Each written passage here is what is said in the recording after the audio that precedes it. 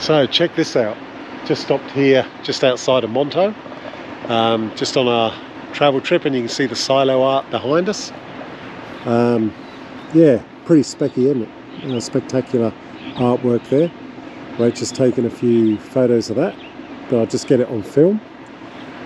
There's the Royal Flare and the Ram, reasonably clean. I gave that a good wash yesterday.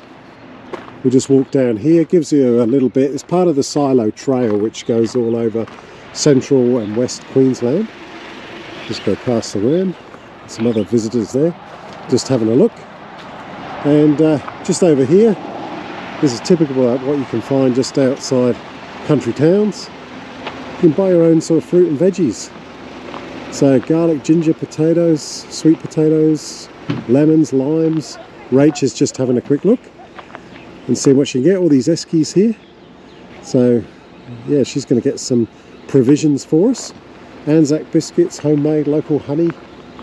It's a nice little spot to just stop just south of Monto and take in some of the sights. But yeah, this is what they're doing with a lot of the silos these days, and there's a actual trail that you can follow. So we'll be doing that on this journey, so we'll have a look at that in due course.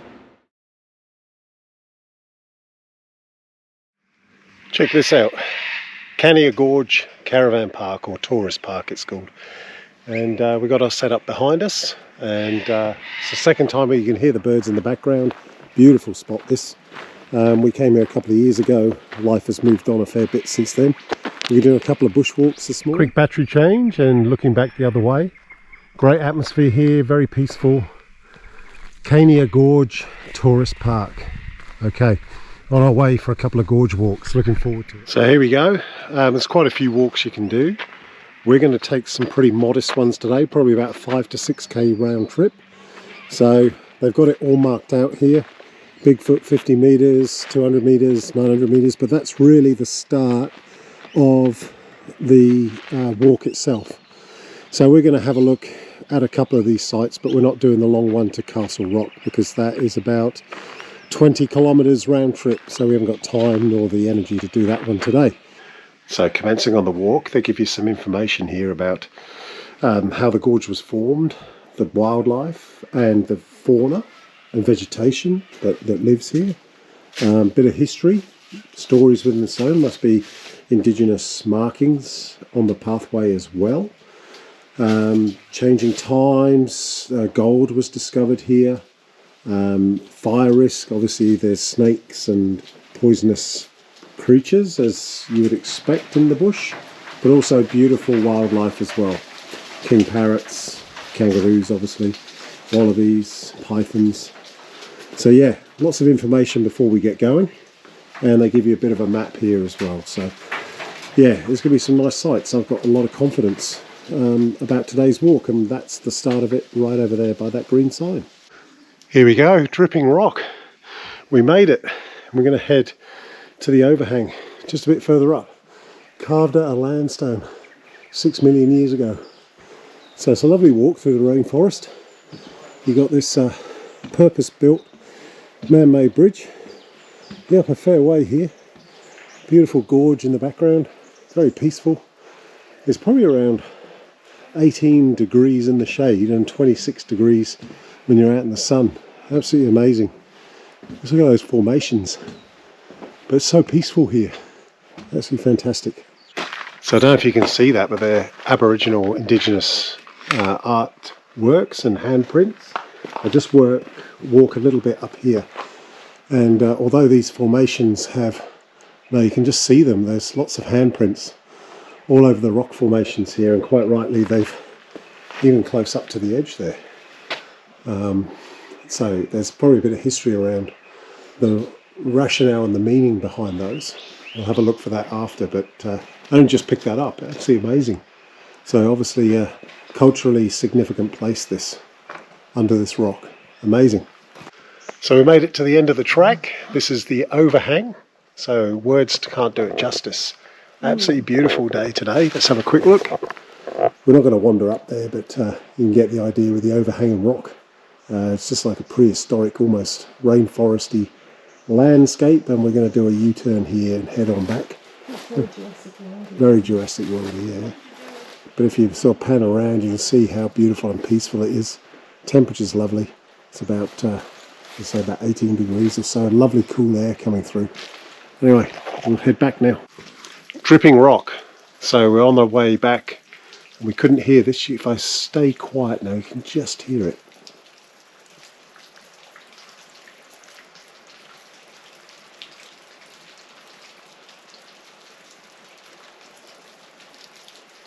It's all the water just condensating and running down this incredible landscape in here, Cania Gorge. Amazing. Okay, it's bird feeding time at Cania Gorge Tourist Park. Just love the king parrots. Look at those. Aren't they beautiful? The kids are loving it too. And we've been here before, but this is just another opportunity to see these beautiful birds up close. You saw the rainbow lorikeets in the distance up there. They're about to get fed. Do you want to go in close, love? Rach is going to go in close and see if she can get a bit close. Great opportunity.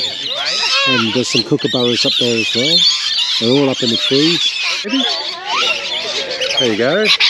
Oh, look at them all fighting. I haven't got any, mate. I haven't got any. Well, I think I've got something, but I don't. Oh my gosh, they're on my head.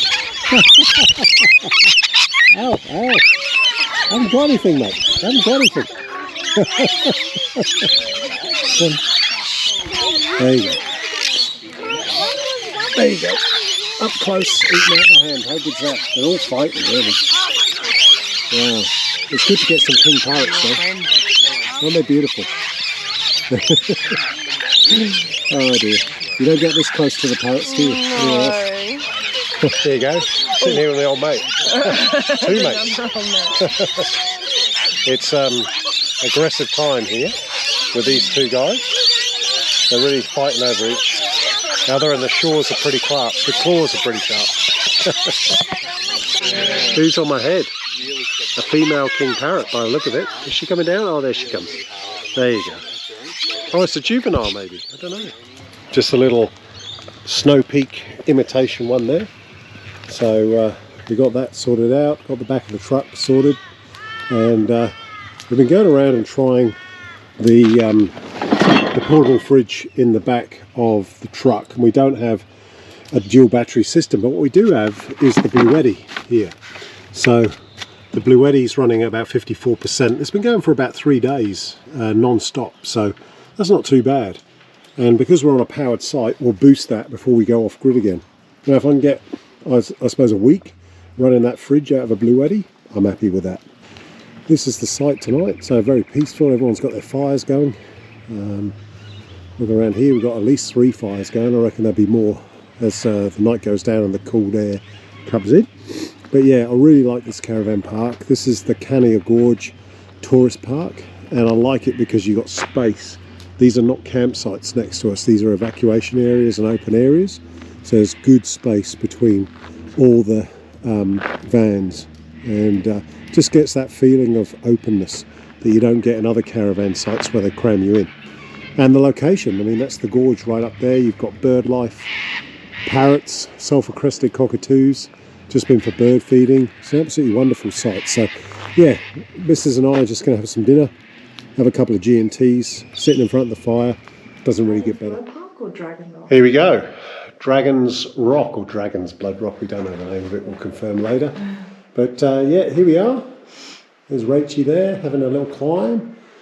And yeah, if you have a look at the shape, it looks somewhat like a dragon. There's a few indigenous markings there, a couple of handprints. Sadly, some graffiti as well, but that's it when it's all open slather like this. Amazing formations. Finally made it to Cania Gorge Lookout. So, Rach and I, there she is, looking out. Actually, the viewpoint itself doesn't really do it justice. It's quite serene, there's no wind up here, it's really calm. Just a nice quiet place to be, quite serene. And yeah, it's a reasonable climb, only about 1.5k from the car park.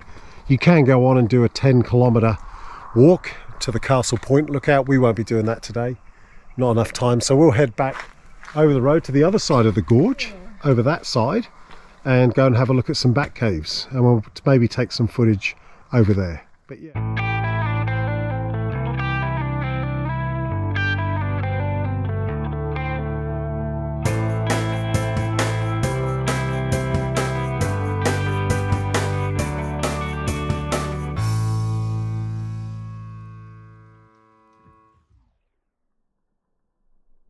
So another part of the gorge walk is this one here to two-storey cave.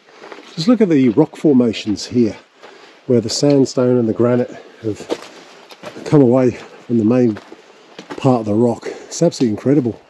You get these elk horns and stag horns that have grown out the side there, and this pathway takes us right the way through it.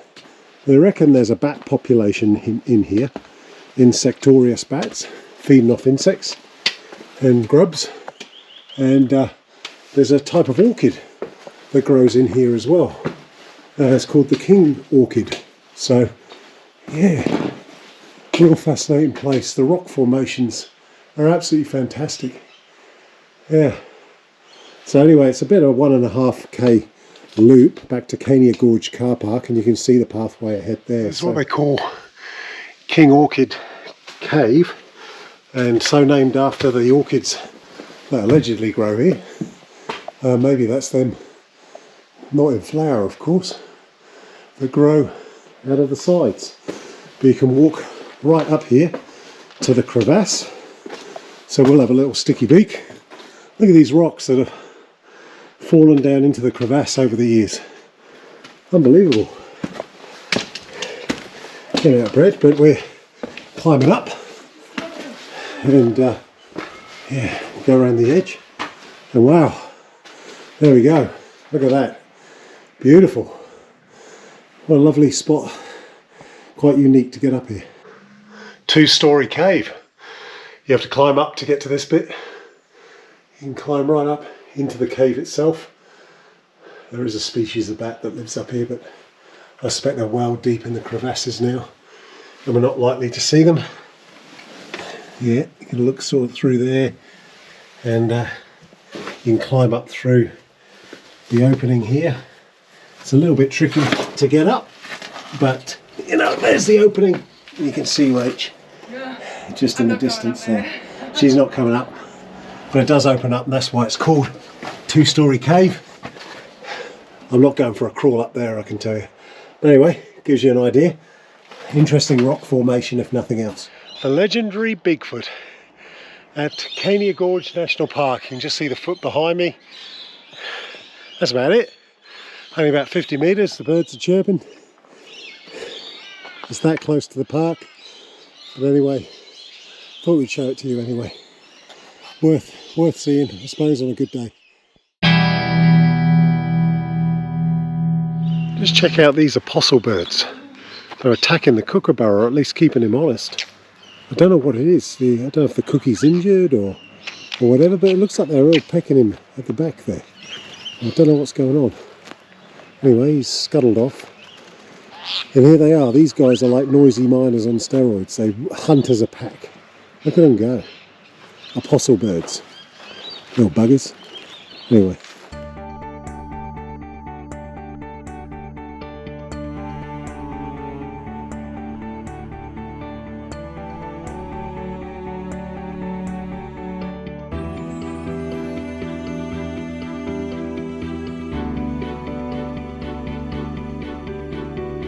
Check this side out. It's one of the best, it's not free camp, but it's a national park site. Pretty specky. We're right by Nuga Nuga National Park. Look at that, right on the lake frontage there. Doesn't get better than this, does it? Weather's spectacular. We're in the middle of Queensland winter here. It's about 20 degrees. Absolutely beautiful. Herons, pelicans, bird life all the way around. And just got a little neighbour up there, but we'll just be here for probably one night. So we've got the truck and the raw flare all just set up. We just raised the nose a little, but she's pretty level otherwise. Got a couple of chairs, got a fire pit there. We might put some logs on the fire. There's Rachie there getting the drinks ready. Canadian club and a nice gin and tonic. But yeah, look at this. Fantastic. What a great site. We'll put the drone up and have a little look around as well, see if that makes a difference. Lots of little campsites. This is another one right here. You can see a white heron in the distance in my shadow as the sun's going down. We're just going to catch the last few moments of the sun going down here at Lake Nuga Nuga. Got a heron in the background. Last catch of the day. The sun's going down behind the northernmost mountain on the northern side of Lake Nuga Nuga. Just look at those colours. Absolutely beautiful. What a peaceful place to camp. Doesn't get better than this.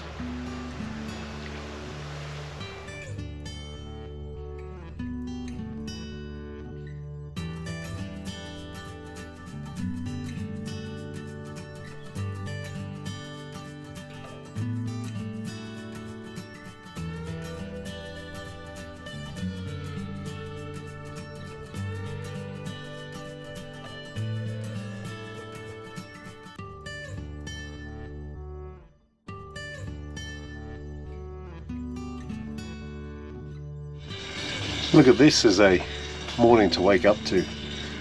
Looking outside the window, cormorants, pelicans. There's like a mist on the lake there. Absolutely beautiful.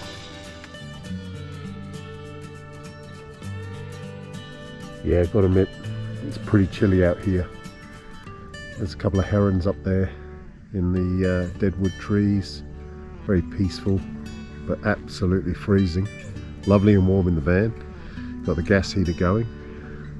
Bird life prevalent all throughout the place. What a fantastic campsite this is.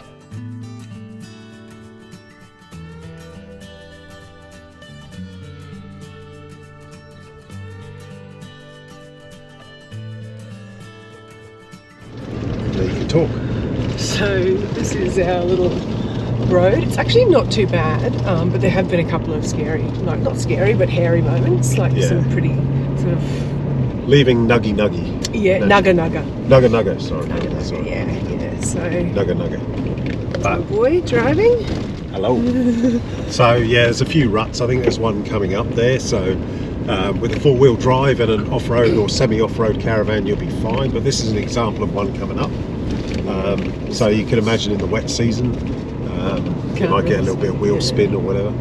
So actually this one's not too bad at all. Yeah, this one's not too bad, but there are some worse ones. There's another one up ahead. And so, you know, with an SUV you probably would be okay, but probably not in the wet season. Yeah, a little bit further back there were some really deep gorges where it had really gouged out the road, and really deep sort of like gouges. Sort of, well, you can't really see it there, but yeah, so you can tell that they've really tried to mitigate it by building the road up again during the dry season now, but yeah, we'll see how it goes. So we're just loving this drive.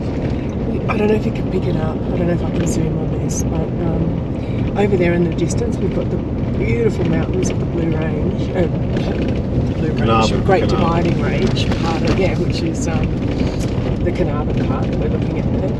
And in the foothills there, it's just the sun is just bathing warm. It's a beautiful morning. It goes all the way around. The colours are majestic.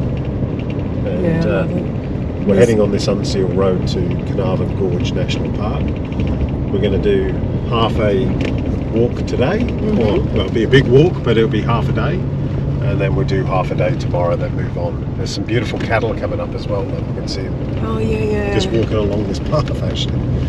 We've seen a lot of cattle. They obviously don't seem to use fences. The road heading up to Carnarvon Gorge. Well, what a beautiful day for it. So we're taking the van up, which wasn't preferred, but we don't really have a choice. So we're hoping that there's somewhere we can park in the visitor centre.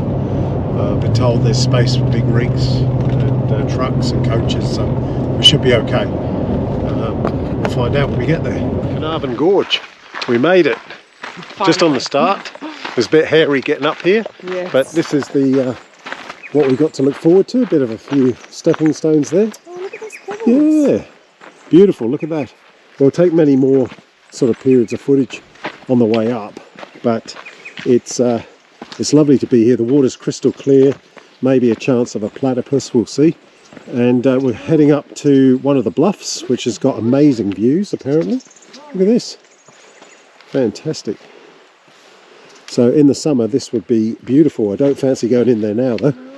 I dare say you could probably drink that water too, it's that clear. But yeah, what a lovely spot this is. Anyway. So as we start our trail, there's all these, I call them giant cycads because they got a hell of a tall. But they're everywhere.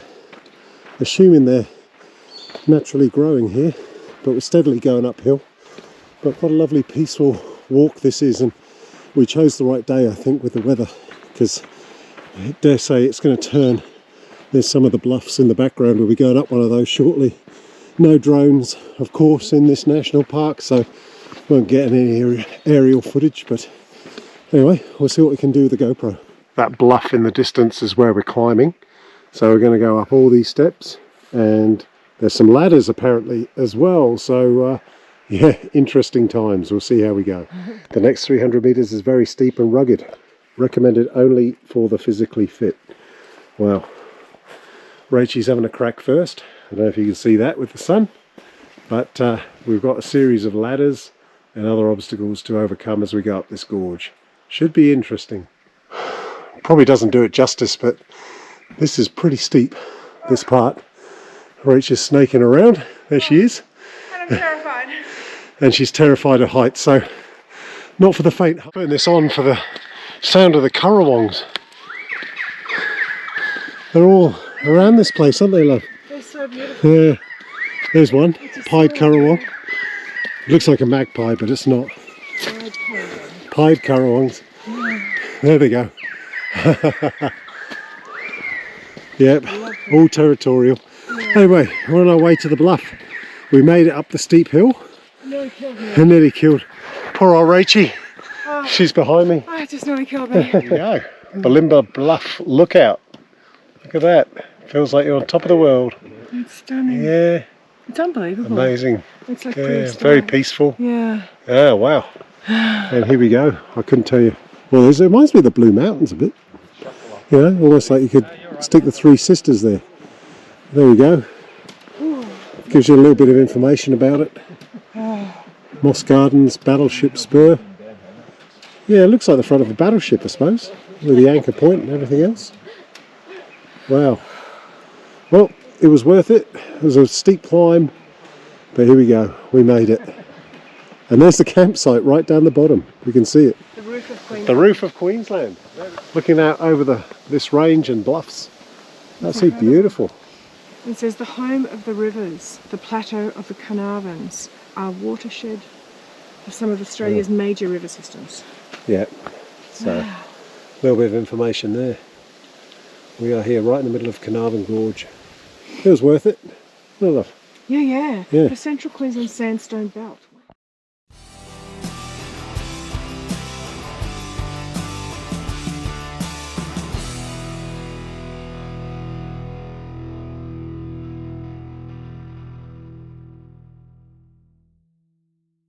So this is our campsite, unpowered at Takaraka, and we've only got one night, so we're just pulling in and leaving the van hitched. We've got enough space, which is good. It's not ideal, but it'll do us for one night, and then we'll have a look. But just listen to the currawongs. Aren't they amazing? They're just absolutely cracking off. And if I have a look over here, there's just thousands of rainbow lorikeets. Oh, they're down the end, yeah. But the main purpose of this was just to show the site, but also to just listen to the currawongs. They're absolutely amazing.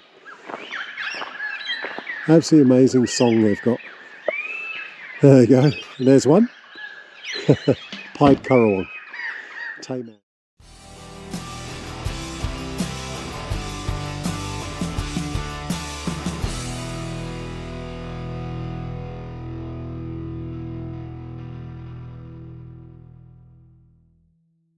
So we're heading to the lookout at the Big Four holiday park at Takaraka, and we're just trying to make the sunset, which is still shining brightly, but it's about to go behind the ridge, but already you can see the colours.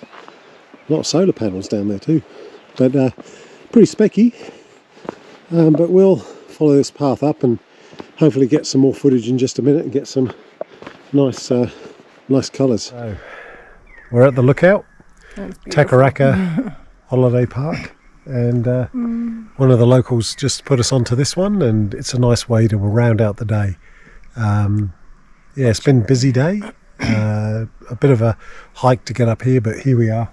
As you can see by the colours and the sunset behind us, it's pretty specky. It's stunning. It is. We're knackered, my buns are burning, but it's beautiful.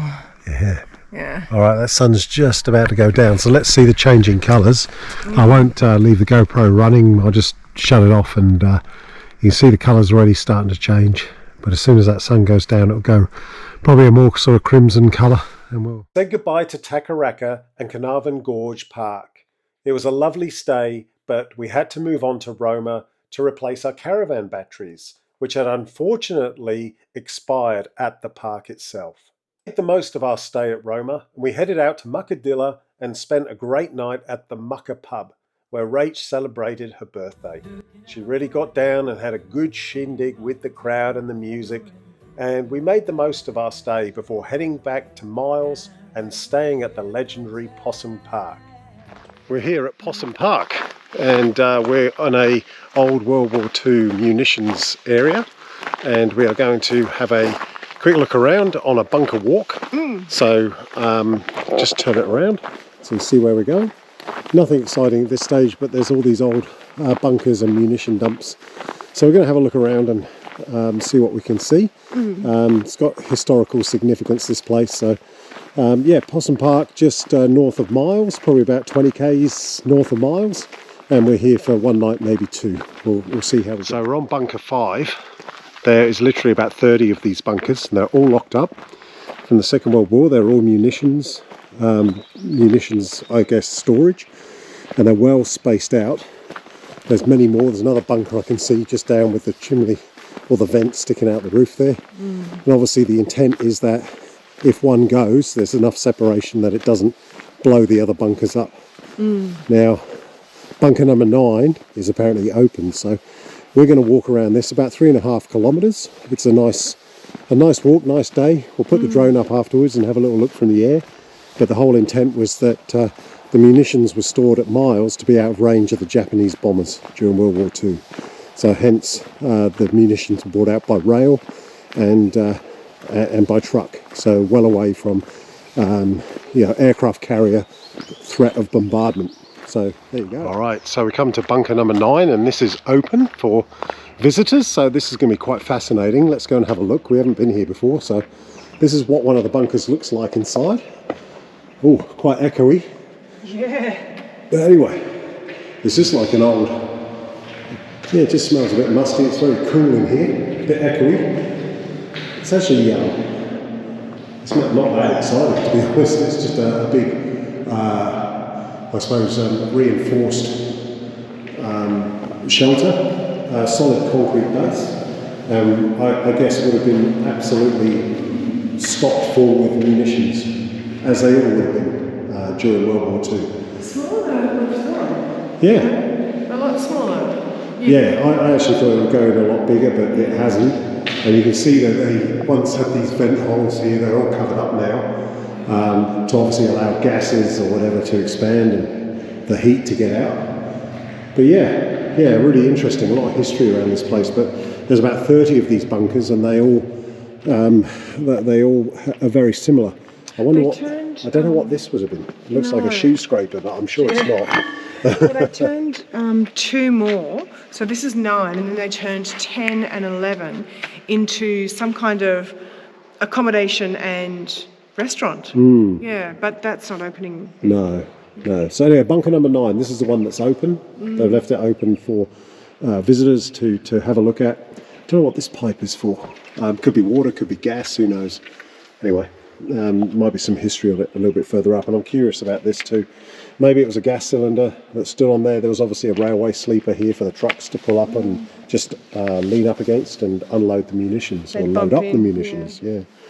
Okay, we'll move Games on. room. Oh, games room, was it? Okay, so this is one of the bunkers that's been converted into a games room. It's locked up at the moment, so they might open it on special occasions, but you can see they've tried to decorate it a little bit, and redundant at the moment, but yeah, they've got proper ventilation on and maybe even heating, I don't know.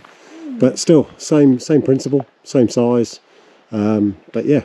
And I think there's another one just coming up here, which we'll film in just a second, and this one will be the cafeteria or restaurant. Yeah.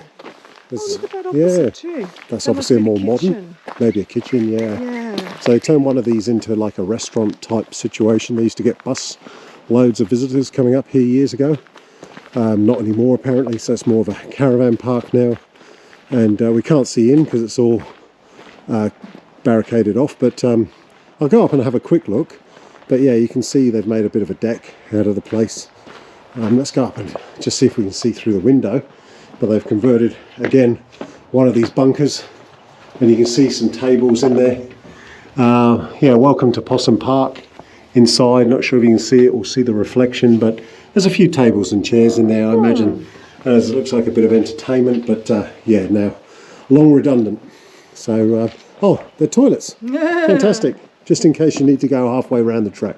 So, somewhere to stop and take a natural break. And this is one of the bunkers that's been converted into accommodation, bunker 17. So, Possum Lodge. That's so sweet. Yeah. So I'm not sure if someone actually lives in there. I don't think so. I think you can rent this. It looks like there's air conditioning in it. There's 3 bunkers you can rent actually. Oh, okay. So look, here's one you can do. And yeah, you got some facilities there. Overlooks a dam. So yeah. Damn. Yeah. So not a bad spot. And then as we walk around the corner here, I call this the main bunker, but this is where the camp office is, where you check in. So if you drive up with your caravan or your ute or whatever, just check in at this bunker up ahead. And I'll keep filming it because it's actually quite a nice setup up here. And yeah, they've made it their home, so it wouldn't surprise me if they actually live here, to be honest. They do. They bought it. Julie and yeah. David bought the property Yeah. from the Queensland government a few There you go. decades ago. Yeah. So you can see there's accommodation up above, but there's the office down here, which is a former bunker as well. So yeah, gives you an impression of what it was in its day. And this is where you check in when you come in and park up for the night. And you can see they've decked it out quite nicely. Yeah, there's Rachie. She's going to hang washing up. Got a permanent living here. And yeah, believe it or not, we've got an old aircraft which they do some tours on. Maybe not tonight, but it's something we'll have a look at a little bit later. Some caravans here with power and water, and we've got a fire going, so we're going to crack into that very shortly. Got the laundry there.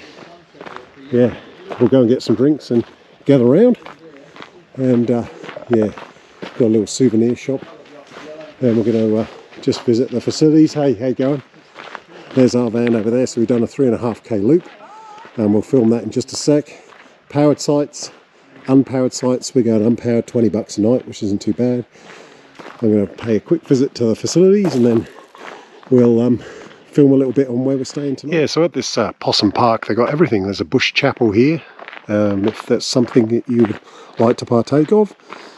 Got a camp kitchen, the campfire camping reserve, a barbecue area, and another campfire pit over there. There's railway carriages. You can just see those through there. They've been converted into accommodation. And we're staying in the unpowered site tonight. Yeah, good reason, it's a bit cheaper, $20, $10 per person per night, which is not too bad. And yeah, there's water here on site. We've got enough in the tanks. And I've just, yeah, we've got plenty of, there's a galahs around the place. I did hear there's lots of bird life around the place here. 2 other campers set up in here as well. So yeah, the van doesn't look level, but it is. It's just the way the ground is. And I've got the car just parked on the other side. So we're going to probably get a quick gin and tonic and then head down to the others and join them by the campfire. So yeah, 3.5k walk. yeah, good little setup. Just got the fridge set up there as well, so we'll get into it.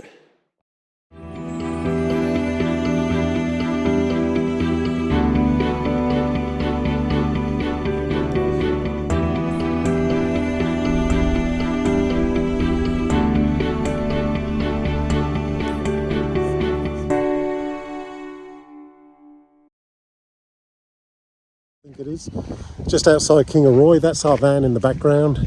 I'll just pan around here, a few more vans here, but yeah, it's a real excellent place to come and stay. It's free to stay here, it's a free camp, and on the weekends they got the pizza oven going, so we're going to have a pizza oven, pizza for lunch, and then we're going to have a bit of a wine tasting, and the wine tasting is free. Can you get that? The wine tasting is free.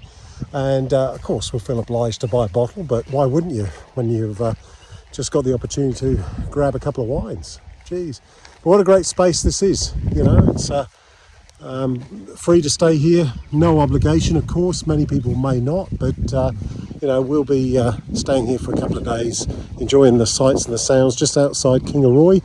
And oh, there it is. I knew I'd get the name right. It's the Kingsley Grove Estate. So you can just see that on the signpost behind me. Very popular here at the weekend. Thanks for joining us once again on another rendition of Bonnie Adventures. We hope you've enjoyed the show, and please join us again for our future travels. Thanks for stopping by.